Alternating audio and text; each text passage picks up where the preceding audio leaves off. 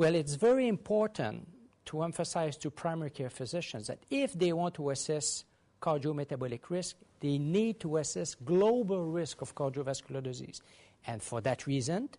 they need, again, to pay attention to the classical cardiovascular disease risk factor. Consider the patient age, the blood pressure, the LDL cholesterol, whether the patient smokes, and we have global risk assessment algorithms such as the Framingham risk chart to capture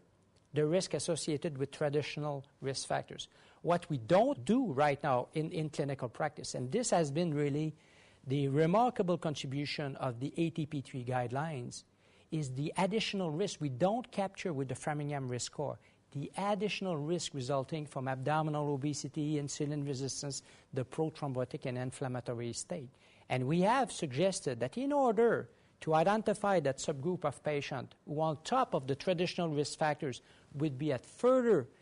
risk of cardiovascular disease, we should incorporate in clinical practice the measurement of very simple parameters such as measuring waist circumference and paying attention to triglyceride levels, because we know that there's a very high likelihood that if the patient has a high waistline and has fasting hypertriglyceridemia, that he might be at further increased risk of cardiovascular disease beyond what could be predicted from the classical risk factors.